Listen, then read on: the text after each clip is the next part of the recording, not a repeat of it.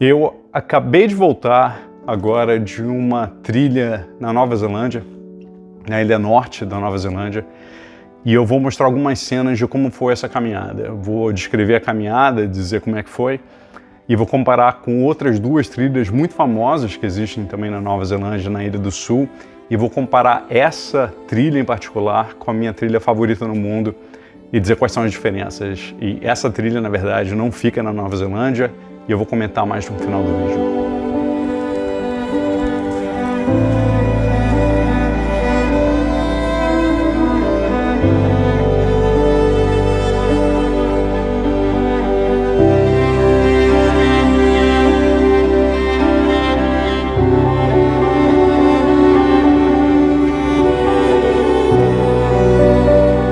Então, essa trilha, que fica numa área chamada Tongariro, ela cobre a trilha mais famosa na Nova Zelândia.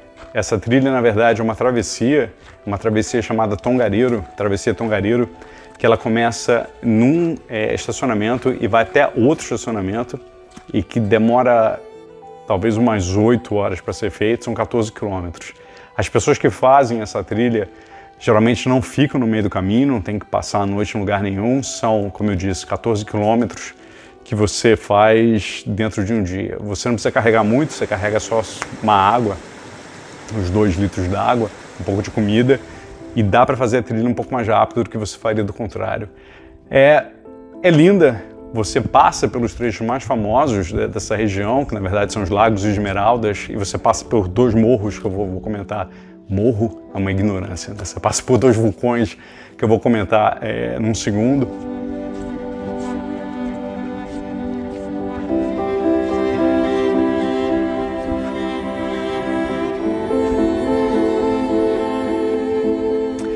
E talvez o problema desse trecho é, por ser o mais famoso, é o mais movimentado. Então você não tem aquela sensação de você estar realmente isolado no meio do nada, porque você não passa 20 minutos sem ter 10 pessoas atrás de você e 10 pessoas na sua frente. Agora, o circuito Tongariro, que na verdade pega esse trecho da travessia Tongariro, mas vai para outro lado, na minha opinião é um pouco mais interessante. A travessia demora 14 quilômetros, né? Cobre 14 quilômetros. O circuito Tongariro, na verdade, dependendo do que você fizer, são 45, 50 quilômetros, quer dizer, consideravelmente maior, e você circunda um dos vulcões.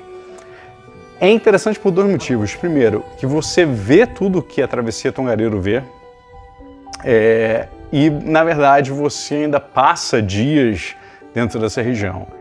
Você pode ficar ou acampado, ou você pode ficar num dos refúgios que eles têm lá, muito parecidos com os refúgios que existem no norte da Suíça, na Itália. Ou você pode acampar também.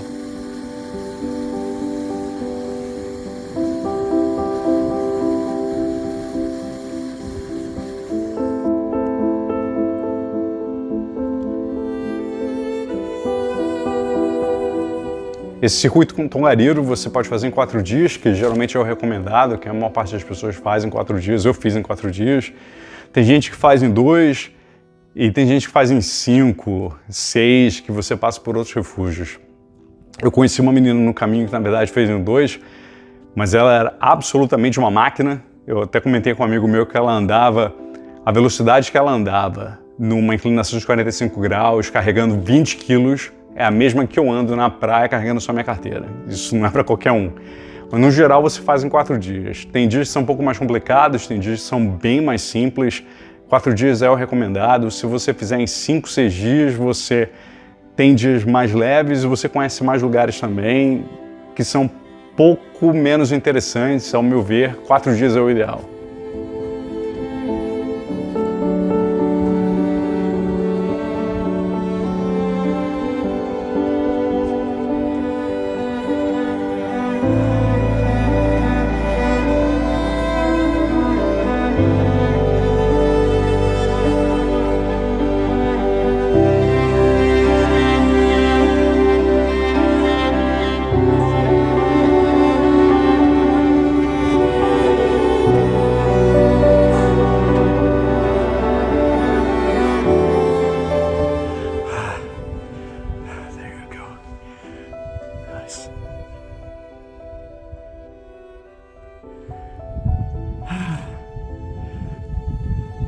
Just a bit more.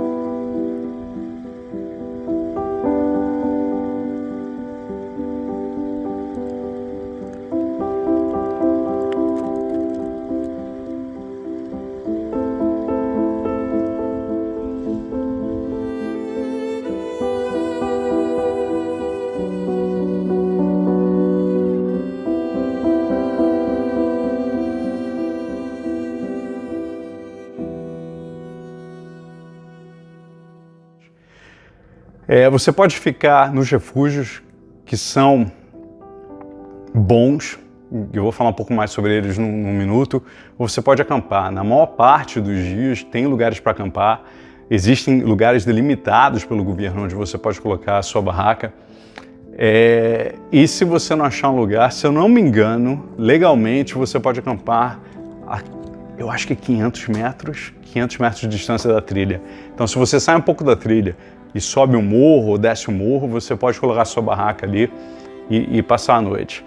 Venta muito, chove muito, vou falar um pouco mais de chuva num minuto. Então depende do seu apetite para potencialmente passar por um perrengue, mas existe essa possibilidade.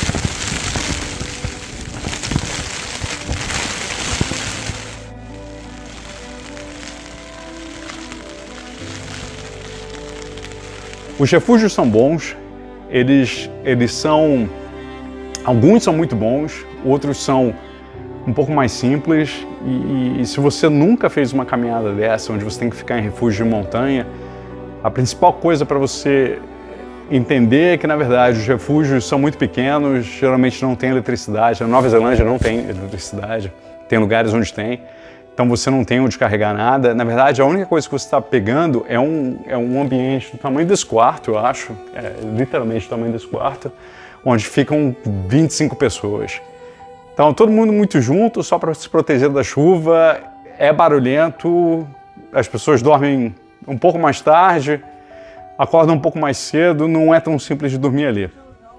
Mas é uma possibilidade, é o que a maior parte das pessoas fazem. Eu, na verdade, prefiro acampar e o motivo para eu preferir acampar é porque você passa trechos durante o dia que você está, dependendo da trilha que você fizer, você passa 5, 6, 7 horas sem ver absolutamente ninguém e você meio que entra num clima de não estar falando com ninguém, de não estar vendo ninguém. E depois passar numa noite onde você tem um quarto desse tamanho, com 50 pessoas, é meio um choque.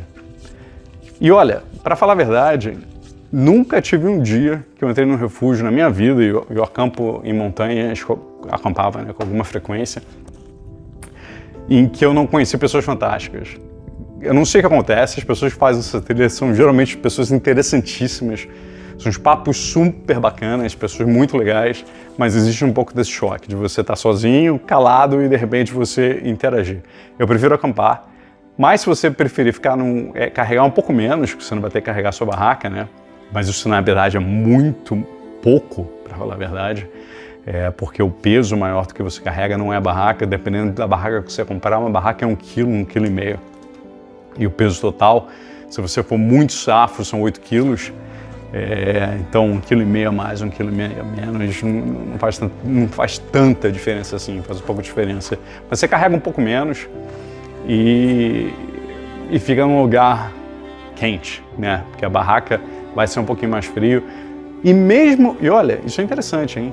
Mesmo no verão, nas montanhas, na Ilha Norte, na Nova Zelândia, prepare-se para acordar de manhã com uns 4 graus, 5 graus. Não é o clima tropical que nós brasileiros, na maior parte do Brasil, estamos acostumados. É diferente.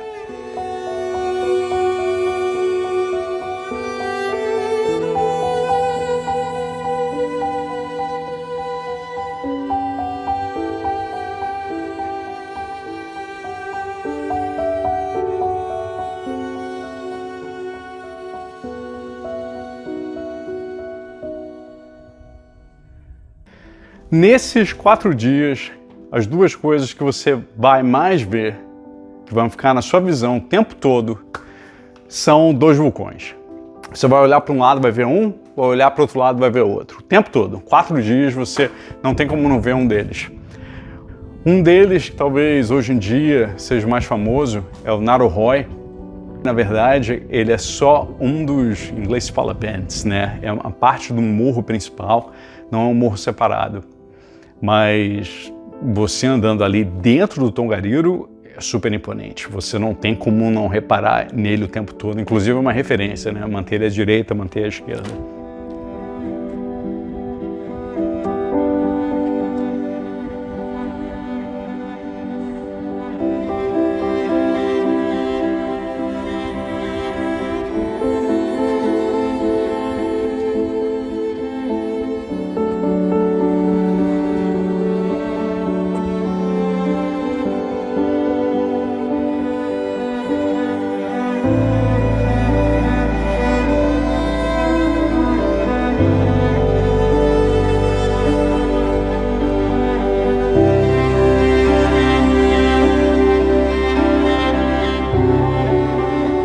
E o outro morro que você vai ver é o Ruaperu, que na verdade não é Tupi-Guarani, é Maori com talvez um pouquinho de sotaque brasileiro, que é um vulcão ativo. E a primeira lembrança que você tem, eu acho, de quão geologicamente ativa essa região é.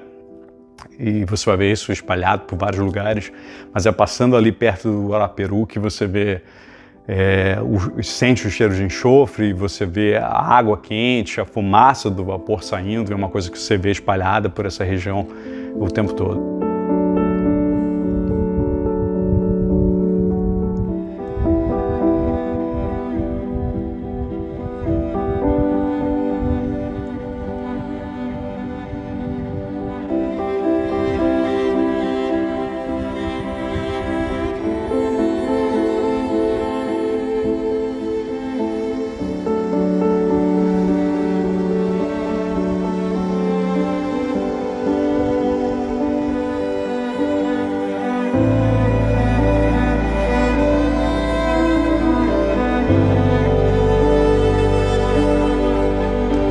E se você é de uma parte do mundo, como de onde eu sou, né, do Rio de Janeiro, que onde não há uma atividade geológica muito grande, é interessante você passar, pelo menos por isso, né, isso já vale muito a pena você visitar.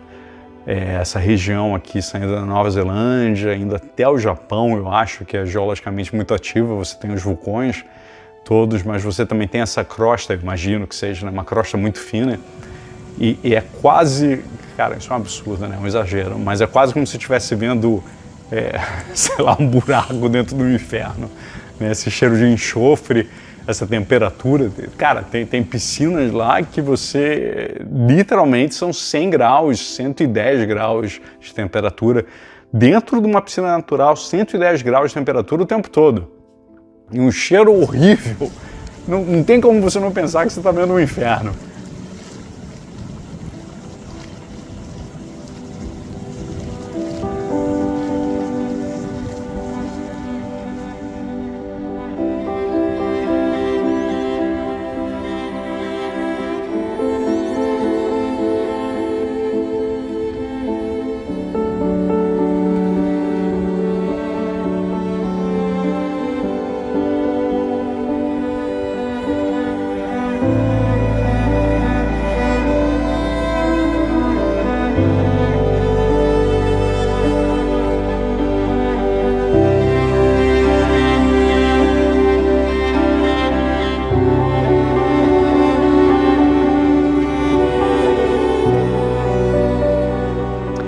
No final das contas, é uma trilha muito bonita, absolutamente memorável, dependendo de onde você for, da parte do mundo de onde você for, você vai ver cenas que você não vê em casa. Essa parte alpina, né, absolutamente sem árvores, e combinada com o fato de ser vulcânica, é uma coisa que você não vê no Rio de Janeiro de forma alguma, né? Não tem, você está literalmente no Mount Doom do Senhor dos Anéis. Vale muito a pena. Essa atividade geológica é uma coisa que deixa tudo um pouco mais interessante também. No final das contas, eu acho que a maior parte das pessoas recomendam que você faça primeiro a Ilha do Sul, e eu entendo porquê, e na verdade eu também recomendaria que você faça a Ilha do Sul primeiro. A Ilha do Sul tem trilhas que são absolutamente lindas, que são, de novo, você não passa dessa linha alpina, né? Você ainda está entre as árvores, a vegetação é muito mais bonita, porque tem vegetação. Tem duas trilhas em particular que eu gosto muito, né? Tem o circuito Kepler, que é lindo, e tem uma trilha chamada Broadburn, que também é muito bonita, com duas vantagens especiais, que na verdade você está muito perto de uma das cidades turísticas mais bonitas da Nova Zelândia, que se chama Queenstown. Então você faz essas trilhas, passa o perrengue lá que você quiser passar, e depois você volta para uma cidadezinha linda, né? E na Ilha do Norte você talvez não tenha exatamente esse tipo de experiência. Mas a trilha em si, na Ilha do Norte, tem coisas que no Sul você não tem. Você não tem essa atividade geológica tão forte, tão óbvia na sua cara na Ilha do Sul, então é uma coisa interessante. E tem uma vegetação um pouco diferente, tem uma, como eu disse, o clima diferente, né? O visual um pouco diferente, que vale a pena também.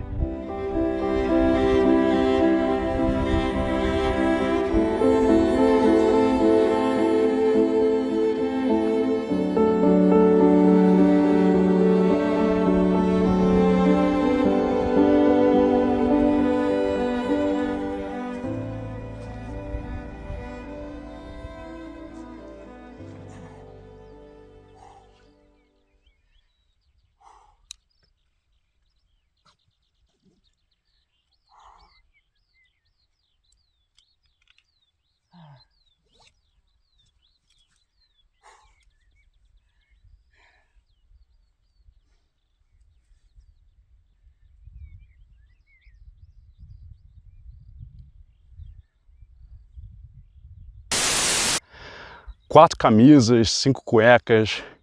Cara, pra que você quer 5 cuecas? Você não tá nem tomando banho. Ah, comprei um potinho pequenininho. Cara, é um potinho de vidro. Tira o café do potinho de vidro e coloca dentro de um saquinho. Você vai ter que carregar esse potinho de vidro para dar um passeio com você nas montanhas, para ir e voltar. Falar a verdade, eu tô até arrependido de não ter cortado a minha escova de dente no meio. Sal, tem que ser um saquinho de sal, cara. Se quiser sal, né? Se quiser açúcar. Quem precisa de açúcar? Precisa de sal. Ai, uma xícara e uma panelinha. Uma xícara e uma panelinha. Beber café da panela, porra. Beber café da xícara. Ah, tem um barbeador na minha mala. Fazer barba. Fazer barba. Quem quer fazer barba? Bem, vambora. Mais 4 horas. Vambora. Na verdade, algumas das palavras que eu disse são verdade. Você tem que pensar com muita calma o que você está levando. Você não pode levar tudo que você acha que você precisa, que você não precisa de tudo isso, mas existem realmente coisas que você tem que levar. Por conta da chuva que eu mencionei antes, você tem que se preparar. Você tem que levar roupas que vão ser impermeáveis. Não roupas que vão segurar um pouco, tem que ser realmente impermeáveis.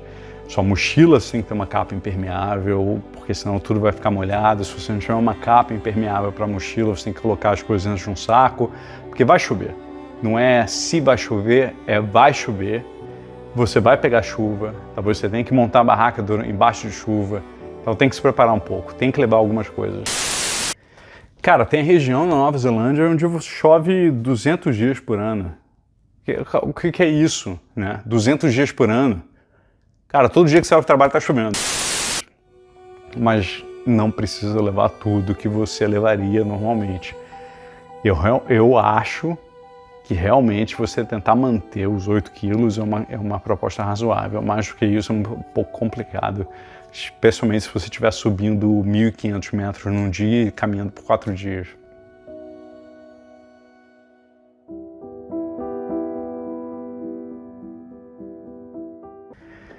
Bem, então é isso. Eu espero que você tenha gostado dessas cenas.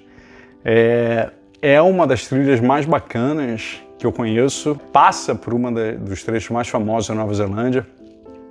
E se você estiver nessa região, definitivamente vale a pena. E leve uma capa de chuva. Leve uma capa de chuva!